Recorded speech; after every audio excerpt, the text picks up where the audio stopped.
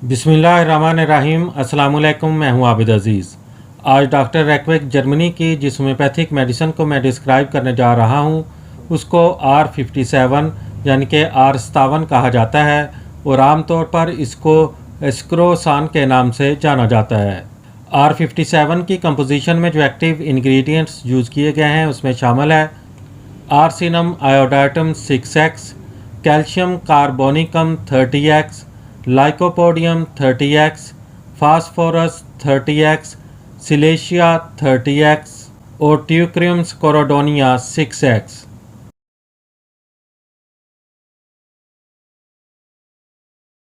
R57 को फेफड़ों के टॉनिक के तौर पर इस्तेमाल किया जाता है।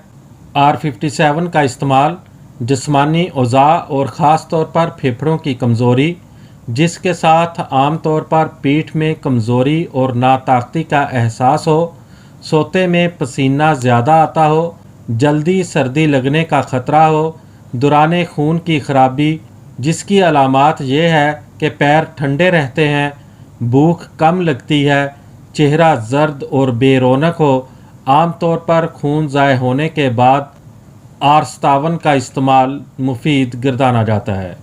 R57 की खुराक का इस्तेमाल कुछ इस तरह से है कि 5 से 10 कतरे 2 बूंद पानी में हल करके दिन में 3 बार मरीज़ को इस्तेमाल करवाने चाहिए। R57 आपको बाज़ार से 22 ml की पैकिंग में बआसानी दस्तयाब हो सकता है। उम्मीद करता हूँ कि ये वीडियो आपको अच्छी लगी होगी। अगर वीडियो अच्छी लगी है तो इसको लाइक कर दें। अगर आप मज़ीद होम्योपैथिक मेडिसिन के बारे में इंफॉर्मेशन हासिल करना चाहते हैं तो मेरी रिक्वेस्ट है कि इस चैनल को सब्सक्राइब कर लें। नेक्स्ट वीडियो तक मुझे दें इजाज़त। अल्लाह हाफिज़।